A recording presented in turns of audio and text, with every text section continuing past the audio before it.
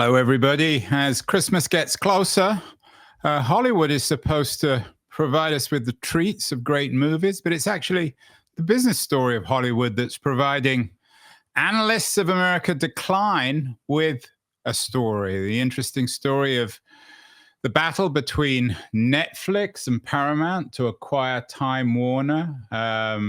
We thought that Netflix were going to buy it, but as I speak, at least, it might be Paramount. I'm not sure how important it really is, whether it's Netflix or Paramount. It speaks to the decline in Hollywood, to its business model, to its entertainment, and to its creative class in Los Angeles. And of course, Donald Trump is very much involved with this. According to CNN, he might be the X factor. He, as his wont, is interfering, claiming that he knows better than everyone else about who should buy what.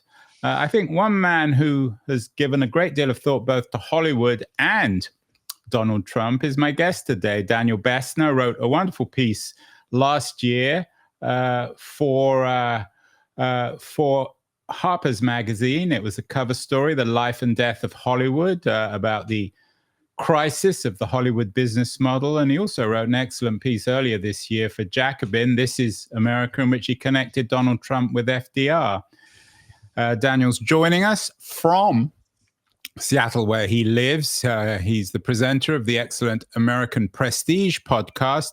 Daniel, are these two stories connected, the growth of Trump's power and the decline of Hollywood? Yes, but in a limited sense. I think they're connected, and they're both examples of a structural transformation in the United States toward oligarchy that has occurred, really since the beginning of the Republic and on, but let's just say since 1945, and has accelerated since the 1970s. And Trump, of course, as you just mentioned, might have a say and will have a say in what merger gets approved, whether it's Netflix that acquires WBD, Warner Brothers Discovery, whether it's Paramount / Skydance that acquires WBD, or whether what I think it might also happen is whether Netflix gets parts of WBD and Paramount gets other parts of WBD, which we could talk about later. But he'll certainly take a significant play a significant role in that story. When you came on the show to talk about your Hollywood piece, you suggested that Hollywood's film and TV writers are what you called the canary in the coal mine for the rest of America's professional elites, lawyers, engineers, academics, which is your day job. Has that been compounded over the last year since you wrote that piece? And is what's happening now, the acquisition of Time Warner, a part of that narrative? Well, for sure. I mean, just to put a fine point on it, the traditional entertainment business is essentially dead. It is very similar at this point to what happened in journalism and academia, in that it's not a place to make a career any longer. The difference is that whereas the decline of journalism took, let's say, 3 or 4 decades, the decline of academia took a decade or two. The decline end of Hollywood really happened over the course of 3 or 4 years. The 2010s were really a gold rush in terms of the expansion of the business, and particularly the expansion of people who are able to work in Hollywood. And that is essentially dead. Most writers aren't working. Most actors and directors aren't working. And in my opinion, they'll probably never work again because the industry has just collapsed for a variety of reasons that we could talk about.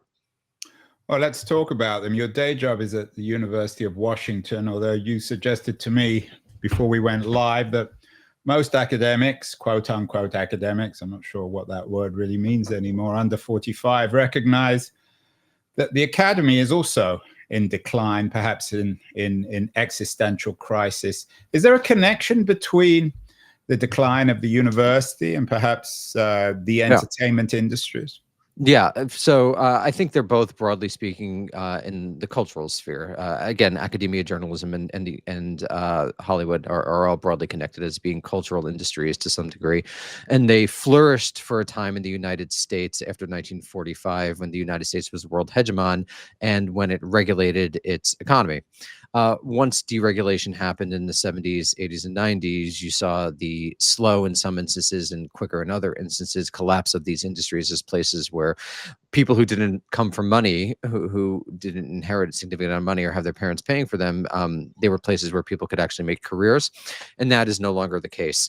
And the story is slightly different in each, but they're larger reflections of the conglomeration of the U.S. economy, the financialization of the U.S. economy, and the oligarchization of American society, that has essentially closed off what had been the second half of the 20th century life for many people who lived in the United States. You're throwing some bombs today, Daniel, and that seems to be something you enjoy doing. You wrote a very critical piece on the decline of liberalism broadly. You focused on the Brookings Institute for a recent piece in Dissent. Is this all part of the same broader narrative of the decline of what we think of as liberalism?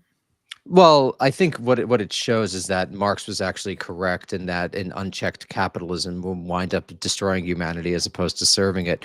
And I think that liberalism, the decline of liberalism, is really directly connected to the total success of capitalism. If you recall, Francis Fukuyama, in his piece "The End of History," made the argument that liberalism would be the hegemonic ideology from now and forever. That's what he meant by history ending. And to some degree, Fukuyama was correct in that there have been, to my mind, no genuine ideological challengers to liberalism. But what has actually happened is that liberalism itself has faded away as capitalist imperatives have dominated political, social, and of course, economic life. And so what I see happening in society, broadly speaking, is that the thing that Marx wanted to happen, and that some have argued that from a historical perspective should have happened, the transcendence of capitalism in the sense that humanity takes control of the great technologies created by capitalism to use them in service of people, has not happened. And what instead has happened is that people now exist in service of technology. And artificial intelligence is clearly a part of that, but that artificial intelligence is just the latest in process that could be linked to the deindustrialization that occurred amongst American blue-collar workers in the 70s. Now, the white-collar workers didn't care as much about that, but now that deindustrialization is coming for them, all of a sudden, wow, what a fucking shock, they care.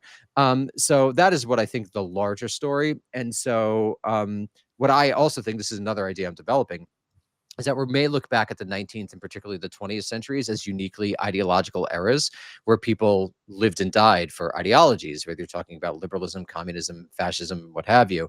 And that going forward, we might be in an increasingly de-ideologized era where ideologies actually matter less and less and less to how people live their lives. And what really matters is just what material things you hold. And then one final thing, and then I'll end. I think you could see it with the fact that basically every country in the world except North Korea is capitalist.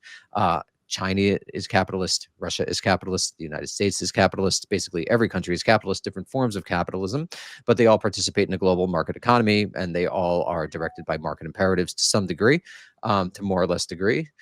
So I think that that's what you're seeing. And as capitalism triumphs, everything else will wither away, as Marx again predicted.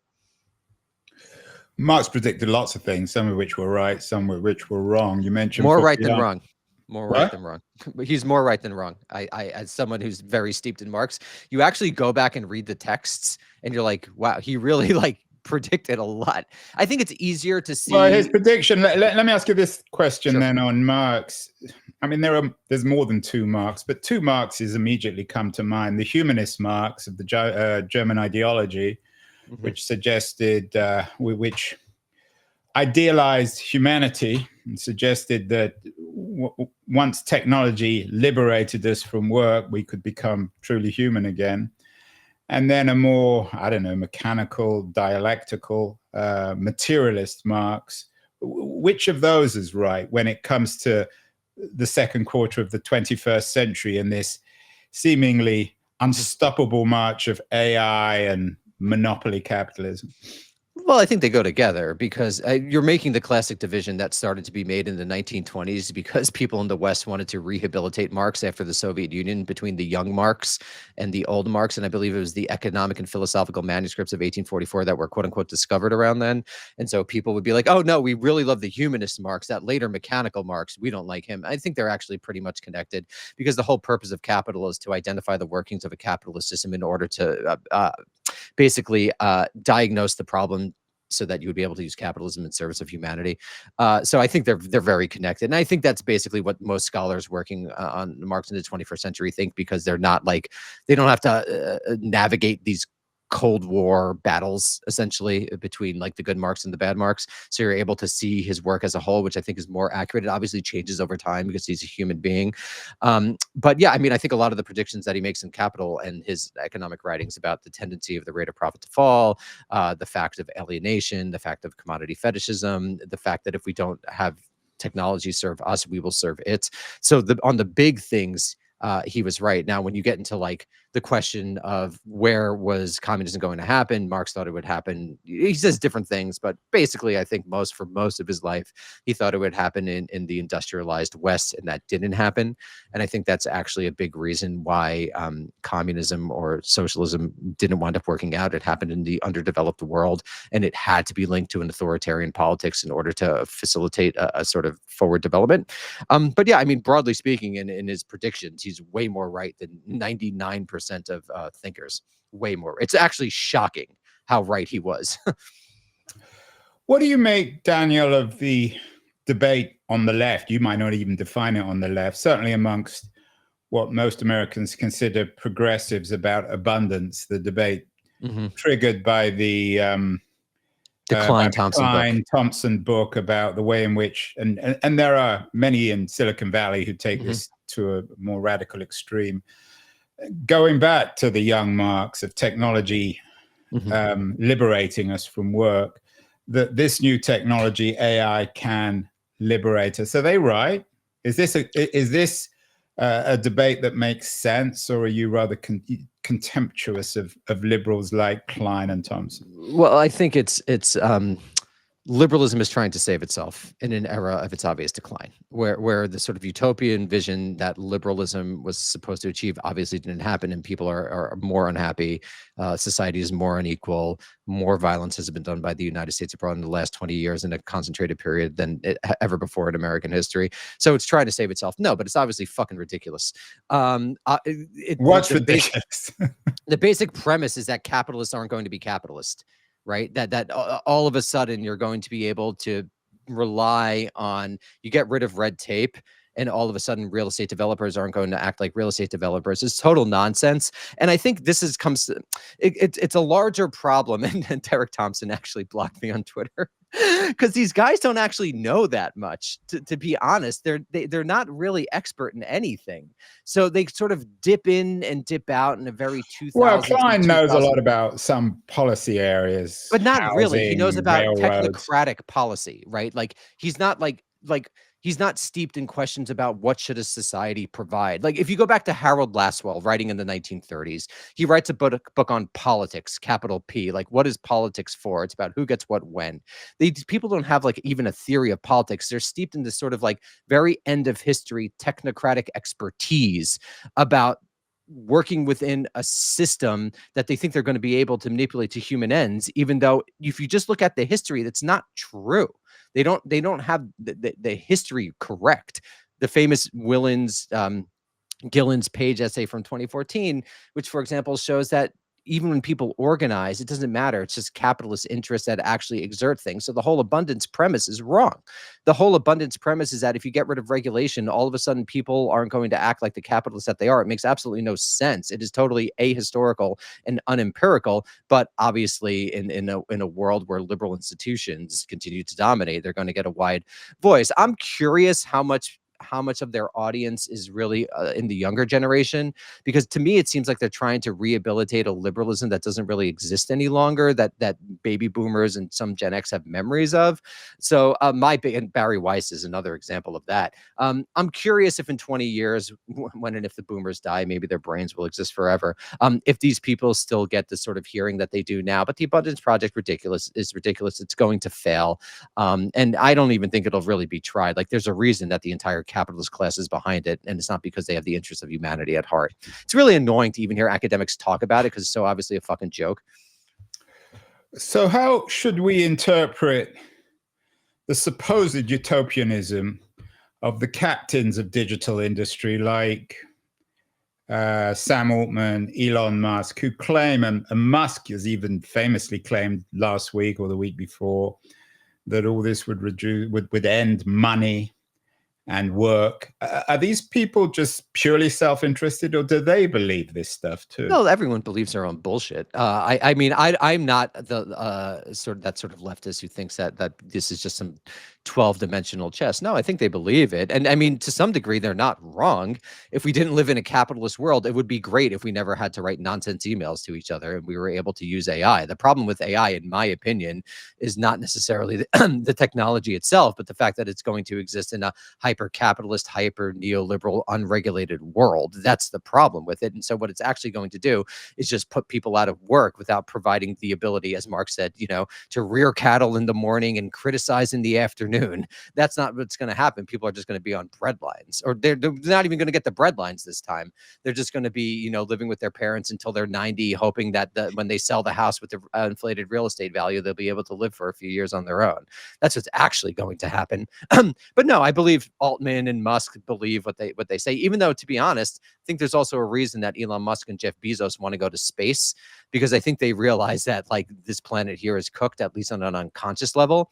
And so, like, unlike Andrew Carnegie, who's building libraries, even though he built the libraries, he didn't actually provide the books, big problem, but he built the libraries, he built the opera houses. These guys just want to go to outer space. They want to escape it all, which to me, again, suggests like a fundamental inhumanity and at the heart of the entire project. Again, I'm not anti-technology. Technology could, in theory, be good. It's just the social structure in which it exists is the problem. Coming back to Marx, of course, he premised his theory of the future on a final crisis of capitalism, and people have been talking about that now for 200 years. It seems that if there is a final crisis, could there be one in the second quarter of the 21st or third quarter of the 21st century? As you suggested, all this new technology puts everybody out of work. I mean, how can an economy exist, quote unquote, an economy exist in that kind of world where 98% of the wealth is owned by a tiny group of Silicon Valley plutocrats? Well, it could exist if they own the means of violence, right? If they control violence, is particularly in our technological era, they could just drone strikes the people. But I think that's a little bit of a misinterpretation of what Marx said. Marx said that what needed to happen was that the proletariat, the industrial working class, needed to recognize itself as not only the object of history, that which is acted upon, but also the subject of history, by which he meant because they occupied a crucial node within the capitalist structure, if they organized, that they would be able to gum up those works and eventually control those works to the degree where they could make that technology work on behalf of humanity. And Marx, by the way, he didn't predict this would happen. He said it needed to happen. So that didn't happen. So this is the big problem, is that we are now so alienated and disconnected from each other in our workplaces. And people don't occupy, the industrial working class as such doesn't really exist in this country. It exists elsewhere, but let's just keep it to this country. And so it doesn't exist in this country. People don't go to work every day. They don't have the same types of social relationships with their fellow workers. If you drive Uber, if you're delivering for DoorDash, if you're an academic or whatever, you're oftentimes alienated from your coworkers. Moreover, you don't occupy the same type of place that every industrial worker in 1860 Britain did, where you would be able to really gum up the works. And so I think that that's the real problem. And so this is, again, why I don't think things are going to get better. I think they're just going to get worse. And again, just look at the first page of the Communist Manifesto. Marx said that you'll, paraphrasing, but you'll either transcend capitalism or you'll exist in an era of mutual ruin between the contending classes. And I think we exist in the era of mutual ruin. I don't think things are going to get better. I think it's just going to get worse. What about the political solutions? Perhaps the pioneer of reforming this extreme capitalism was a conservative, Bismarck. I heard a podcast recently which compared Trump with Bismarck, and in fact with Kaiser Wilhelm rather than Hitler, which is a rather boring comparison. Could Trump be the Bismarck then? I mean, you wrote this very interesting piece, This is America, comparing it in Jacobin, a very controversial piece, comparing Trump with FDR in terms of the growth of state power. And I guess you could include, you didn't, but you could include Bismarck in theory in that one as well, if you included German history. Is Trumpism as a kind of an alternative to neoliberalism, is that one conventional way of addressing this crisis? No, because it's fake. One, Trump doesn't actually believe anything. Two, the tariff stuff is absolutely total fucking nonsense. You can't, it's so ridiculous. You can't tariff goods and then not address conglomeration and financial flows. It makes no sense. If you're just going to allow money to flow across borders and American finance to basically centralize as it has, it's not going to change anything. And it didn't change anything. And he's not going to address monopoly whatsoever. So the question, so Trump obviously doesn't believe anything, doesn't really care, isn't going to attack anything. Could there be, in theory, a Bismarckian-esque figure who's incredibly politically talented and is able to build up the super majorities like an FDR was to essentially regulate the economy? I don't know. But the thing is, after the Great Depression, the reason that the New Deal was able to succeed to the degree that it did, and didn't totally succeed in all facets, that's for sure, is that FDR had a supermajority behind him. And right now we're basically split down the middle as a country. And in the United States, what history has demonstrated, if you don't have the supermajoritarian coalition, whether you're talking about the Civil War in the 1860s or the New Deal of the 1930s, or even to some degree the Reagan transition of the 1980s, you're not going to get political change. And we don't have that supermajority coalition. So I don't think anything is going to really change. But you could have made that argument in the 1920s before the crisis. I mean, if this crisis does indeed deepen, if indeed we had a show earlier this week where a homelessness advocate claimed that, it's a controversial claim, that 2% of Americans are essentially homeless. I guess it depends how you define homelessness. But as America falls more and more into this crisis of whatever you want to call it, post-capitalism, hyper-capitalism, isn't it inevitable that you will have the appearance of new kind of political organizations? You've written extensively and podcast extensively on the permanent crisis of liberalism, critiquing the Democratic Party, Brookings, blah, blah, blah. But politics changes, Daniel, doesn't it? Well, this is where I'm a historian. So if you look at the 1920s and 1930s, the American state was in a very immature form. There's a whole field of study called American political development that actually analyzes this. So on one hand, I think the structures of state power have essentially effectively insulated themselves from the popular will since the 1940s and on, whether you're talking about the National Security State, National Security Council, CIA, DOD, whether you're talking about the Federal Reserve, and basically the expert management of economic affairs, has effectively made it very difficult for ordinary people to shape things. So we're talking politically. And then one of the great innovations of the 20th century is, of course, the Green Revolution. When you're looking at historical revolutions, whether you're talking about the French Revolution or the New Deal Revolution, this was before an era of extraordinarily cheap calories. And so one of the things that the capitalist world system has created is extraordinarily cheap calories. And I think it's going to be very difficult to get any genuine revolutionary movement without food riots, which you did see in the 1930s and which you certainly saw in the 1780s.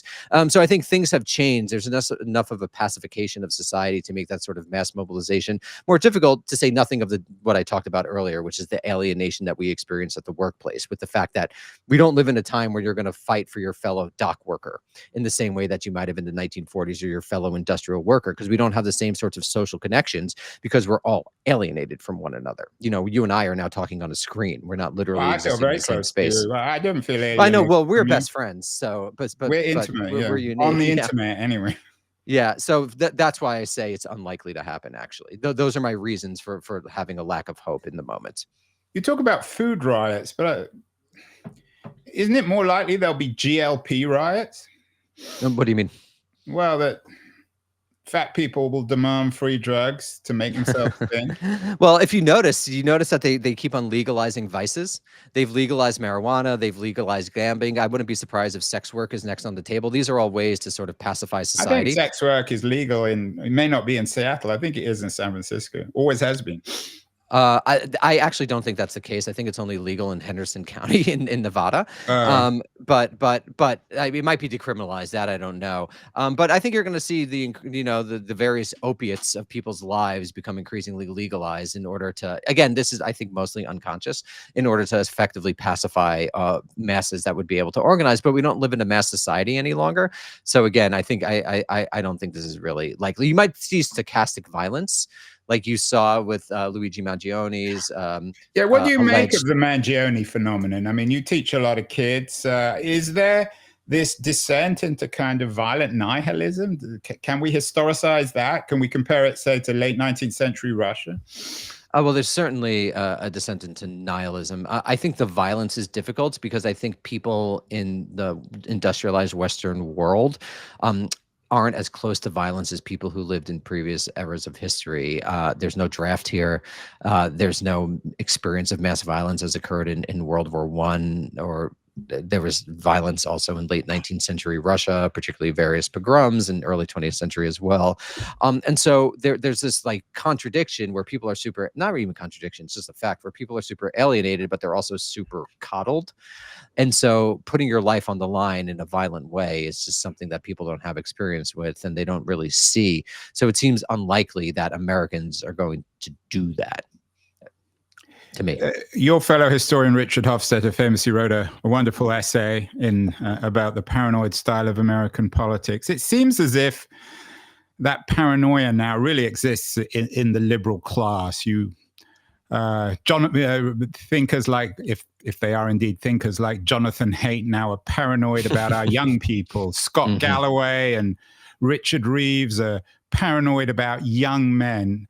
Is this paranoia a cause or a consequence of this dystopian world that you're describing?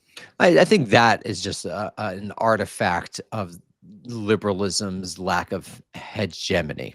That to really a significant degree since the 1940s, Americans have been liberal. The Conservative Party was also liberal. The Republicans were also liberal, just in a different way. Basically, the modern Democrats and the modern Republicans are two sides of 19th century capital L liberalism, which, as a Englishman, was really an English phenomenon more than anything else, and really only became part of the American political idea in the 1940s. What essentially the entirety of American politics for about the last century has been organized around responses to the New Deal. Before that, I don't know if you know, Andrew, Americans didn't use the left-right political spectrum. I'm actually writing a piece for the New York Times on this right now. FDR and the New Deal liberals essentially imported that spectrum to define themselves as the center, with communists on the left, radicals, and fascists on the right. And so American politics has essentially orbited around that. Even Reagan, the neoliberal order, is in dialogue with the New Deal order. What's happening now is that sort of century-long way of understanding and organizing American politics is coming apart, which is, I think, makes it very difficult for people, for analysts to understand, because they're not historians and they're so steeped in a left-right frame that never really made sense in this country. What's the alternative to the left-right? Is it? I mean, it's a matrix. It does resonate. Teddy Roosevelt, for example, is supposed to be a Republican, but he seems more progressive. Yeah, progressive v. populist, right? There are different, basically American politics was organized around various antinomies that were organized around a sort of matrix type structure, oftentimes steeped in region. And so you could be, famously, you could be a Democrat in the North and have very different politics from the Dixiecrats in the South, right? This is the classic example. But if you think about, for the first part of this history, it's Federalists versus anti-Federalists. Then it's abolitionists versus anti-abolitionists. Then it's populists versus progressives. And that brings us essentially to the 1930s, when you're going to get this sort of political spectrum that's imported from Europe. So I think it's a better way to understand it is as a matrix, oftentimes steeped in region, although that's to a less true today because we live in such a national culture. The real way that politics is organized in this country is by cities and not cities. Cities vote Democrat and are liberal, and not cities don't vote Democrat and are not liberal. But of course, a lot more people live in cities, but due to the archaic structure of the American political system, they don't have as much of a say. So we live in a minoritarian political structure, which is one of the reasons things often in the United States happen like by leaps and bounds. You get no regulation until you get the New Deal, and then you get a ton of regulation and things like that. What do you make, Daniel, of, I use this word carefully, the vitality of conservative thinkers in America, like Patrick Deneen? It's fake. It's fake. It's fake. It's all bullshit. This is all bullshit. It is just neither of the two political parties are going to do the thing that you would need to do to actually build a lasting New Deal style coalition, which is to take on conglomeration, take on financialization and redistribute money. They are not going to do that. So there's a lot of Sturm und Drang around Deneen or Curtis Yarvin or blah, blah, blah. It's all fucking bullshit. These Nick Fuentes, they do not have lasting coalitions. They will be forgotten in 5 years. And it's basically a bunch of like frightened 65-year-olds who buy the New York Times and watch CNN, who are making these people into phenomenon that they shouldn't be. I don't think the far right is going to build a lasting coalition because they're not going to do the thing that builds lasting coalitions, which is to redistribute things. The joke that I have, quote unquote joke, is that at some point you need to have the socialism part of the National Socialism, and they're not going to do that. So they're not going to build a lasting coalition. So that's my take on that. It's not vital.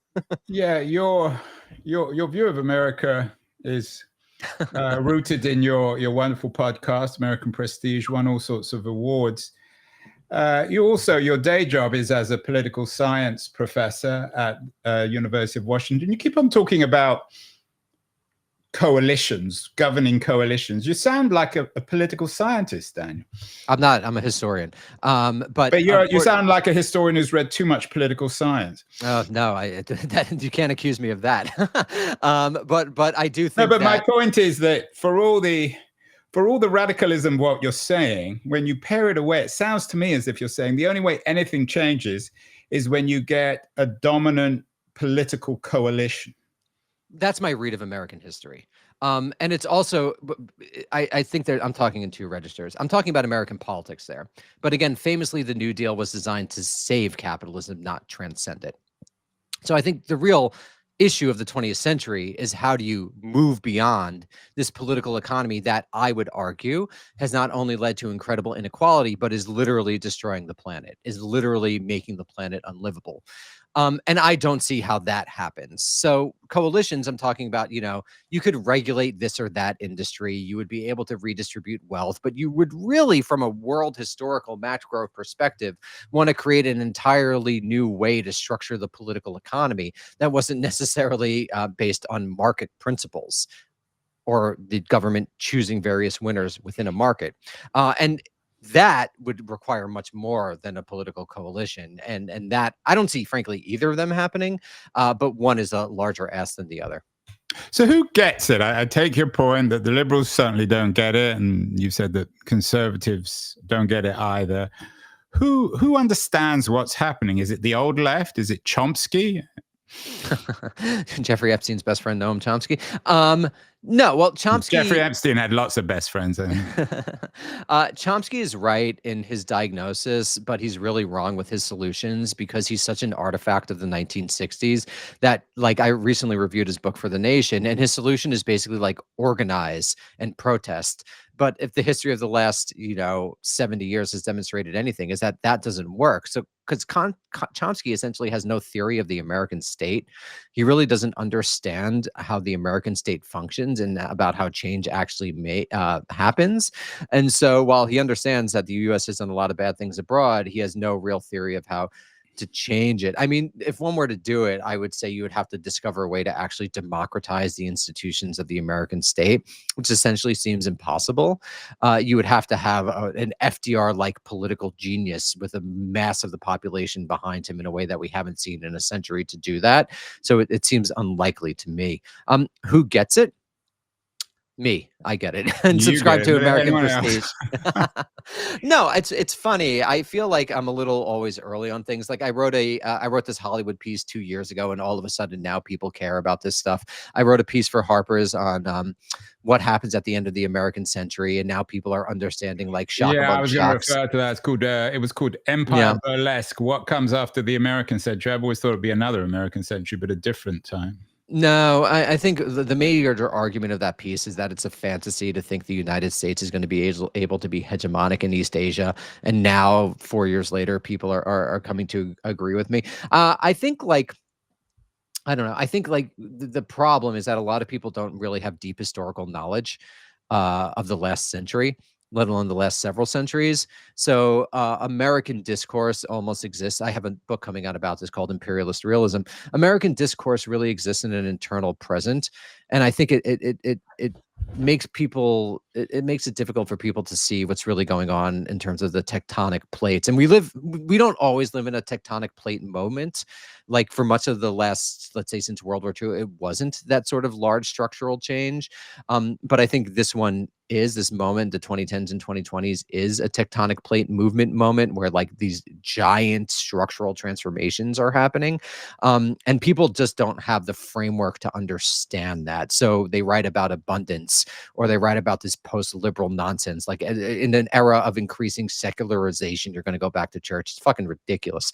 And so you just get a lot of nonsense that I think What won't about be the nonsense of leftists Shadi. like Shadi Hamid arguing that now there is a case for American power, a kind of neocon leftism now in the work of people like Well, Hamid, who was on the show a few weeks ago. I know you listened to that episode. I did, and I like Shadi, but I don't think anyone would call him a leftist. I think that would be a stretch of the Well, he would call imagination. himself a leftist, or a progressive at least. He writes for the Washington Post. He would call whatever himself that a means. progressive, which is essentially a meaningless term in 2020's discourse. But my point is, in these, when you talk about these tectonic plates, it seems odd that a progressive, someone who believes in justice or claims to believe in justice, now wants America. Well, sort of imagining a kind of Cold War America reforming the world. Yeah, I think Shadi's basically an audience of one. I don't think there's any really people who support his argument for the United States to maintain the world power. He's also fundamentally wrong about China and Russia. He basically has these Cold War era George Kennan-like fantasies that China wants to dominate the world and Russia wants to dominate the world. Russia can't even fucking conquer Ukraine. It's not going to dominate the world. And I think China, if you actually read about their strategy, they've seen what the American fantasy of dominating the world has actually done. It's corroded our society. It hasn't achieved anything real. It's cost a lot of money and resulted in a lot of death and destruction. So I think China wants to dominate East Asia. I don't think China has any real interest in the Western Hemisphere. And I think you've got to basically be willfully ignorant to think otherwise. So the premise of his book is incorrect, in my opinion. So what you've talked about, you wrote your what comes after the American century, Empire Burlesque. Who knows what will come after the American century? But what becomes of America in the second and third quarters of the 21st century? Daniel, you're a historian, so you have history to refer to. The more I listen to you, the more dystopian you sound. There's no clear answer. The politicians can't reassemble these ruling coalitions. Is it a Blade Runner future? What's the future of America? Class war? Complete collapse? Civil war?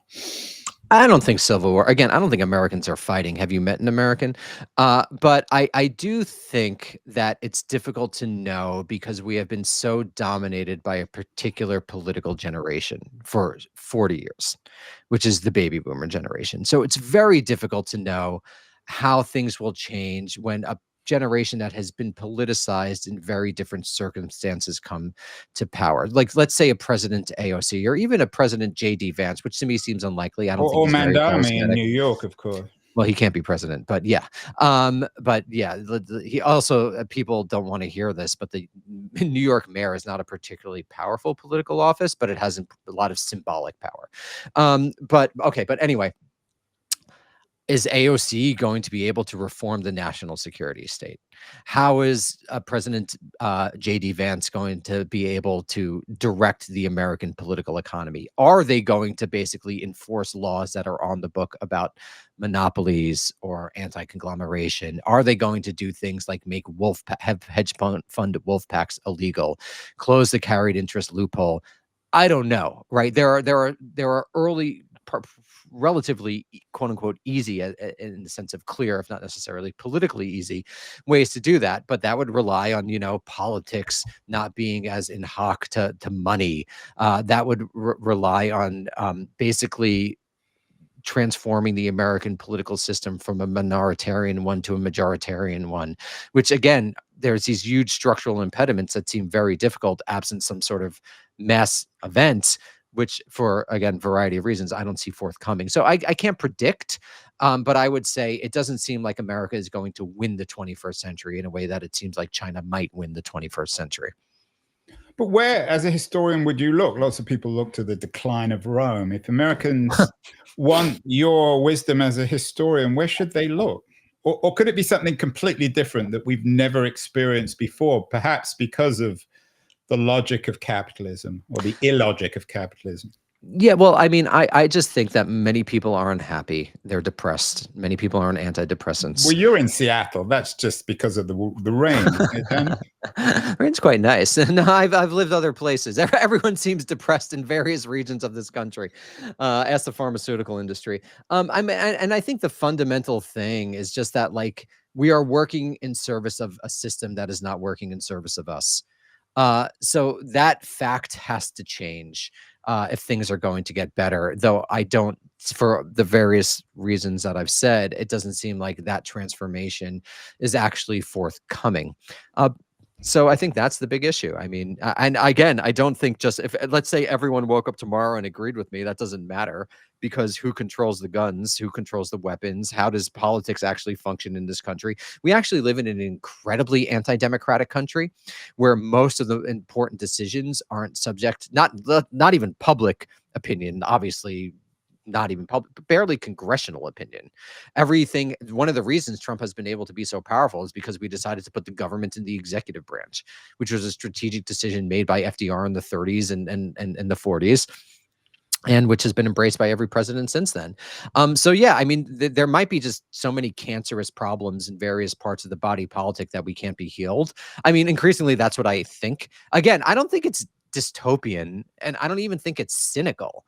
It's just looking at what it Well, I is. didn't suggest it was. I didn't use cynical, Yeah, you and when didn't I use say it. Okay, dystopian, fair. I take it I back. Yeah, mean literally. I mean that's what you seem to be suggesting.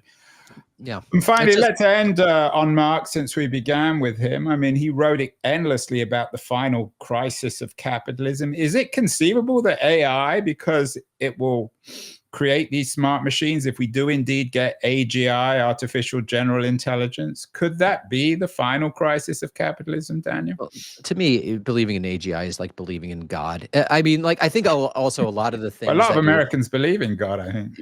I think less and less. But I think what you're seeing is that there's this long process of secularization that has occurred in the last 2 centuries. The way that I put it pithily is God died in the 19th century and ideology died in the 21st.